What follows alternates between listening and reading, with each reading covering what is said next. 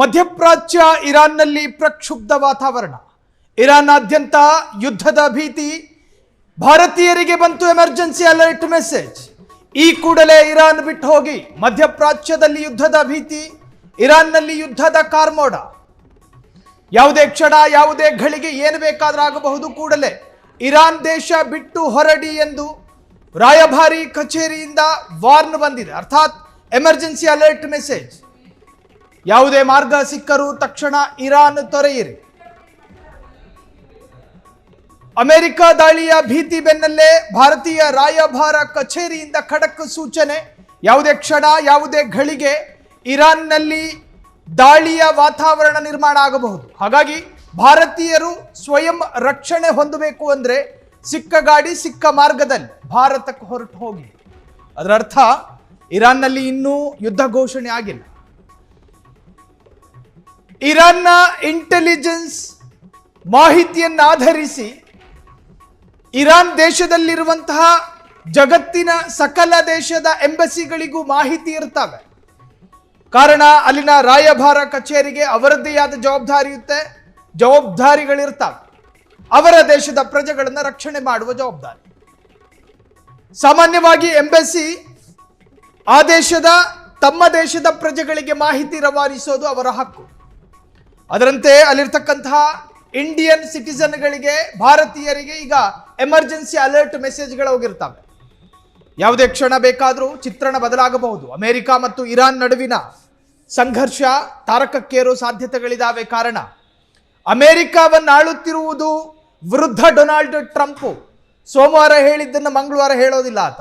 ಮಂಗಳವಾರ ಬೇರೆನೇ ಇರುತ್ತೆ. ಹಾಗಾಗಿ ಯಾವುದೇ ಘಳಿಗೆ ಬೇಕಾದರೂ ಆತನ ಅಭಿಪ್ರಾಯಗಳು ಬದಲಾಗಬಹುದು. ಇರಾನ್ಗೆ ಈಗಾಗಲೇ ಡೆಡ್ಲೈನ್ ಅನ್ನು ಕೊಟ್ಟಿದ್ದಾನೆ.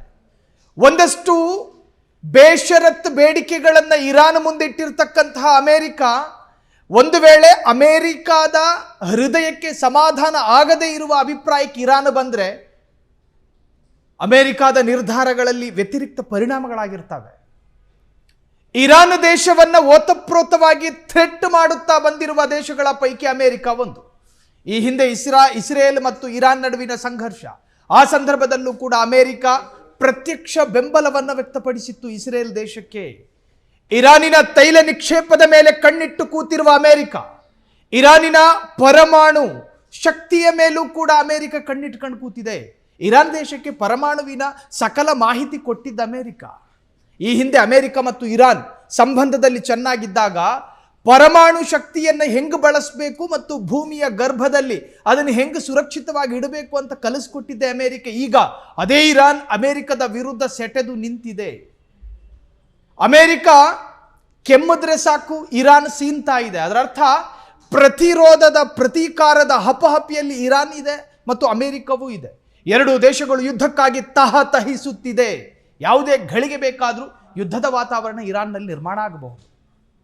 ಇನ್ನು ಅಯತುಲ್ಲಾ ಖಮೇನಿಯು ಕೂಡ ಅಮೆರಿಕವನ್ನ ಪ್ರಖರವಾದ ಭಾಷೆಯಲ್ಲೇ ಅಲೆಗಳೆತಿದ್ದಾರೆ.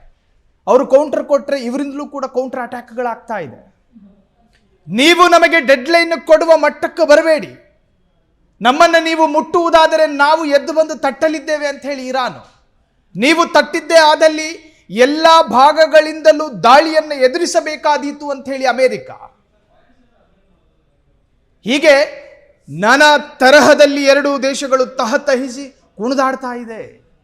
ಯುದ್ಧೋನ್ಮಾದದಲ್ಲಿ ಹೊರಳಾಡ್ತಾ ಇದೆ ಎರಡೂ ದೇಶಗಳು. ಎರಡೂ ದೇಶಕ್ಕೆ ಶಾಂತಿ ನೆಲೆಸೋದು ಅಗತ್ಯವೇ ಇಲ್ಲ. ಎರಡೂ ದೇಶಗಳ ಎರಡೆರಡು ಅಜೆಂಡಾಗಳು. ಒಂದು ಅಮೆರಿಕಾದ್ದು, ಇರಾನ್ನ ತೈಲ ನಿಕ್ಷೇಪದ ನಿಯಂತ್ರಣ ನಮ್ಮದಾಗಬೇಕು ಅಂತ ಹೇಳಿ ಅಮೆರಿಕ. ಇನ್ನು ಇರಾನ್ ದೇಶದಲ್ಲಿ, ಈಗ ನಮ್ಮ ಭಾರತದಲ್ಲಿ ಹೇಗೆ ಪರಮಾಣು ಶಕ್ತಿ ಇದಾವೋ ಹಾಗೇನೆ ಇರಾನ್ನಲ್ಲೂ ಇದೆ. ಅಮೆರಿಕವನ್ನು ಭಯಪಡಿಸ್ತಾ ಇರೋದು ಅದೇ ಪರಮಾಣು. ಭಾರತವನ್ನು ಕೆಣಕದೆ ಸುಮ್ಮನಿರೋದು ಅಮೆರಿಕ. ಅದಕ್ಕೆ ಕಾರಣ ಪರಮಾಣು ಶಕ್ತಿ ನಮ್ಮ ಭಾರತದಲ್ಲಿದೆ ಅನ್ನೋದು. ಹೀಗೆ ಇರಾನ್ ದೇಶದಲ್ಲೂ ಕೂಡ ಪರಮಾಣು ಶಕ್ತಿ ಇದೆ.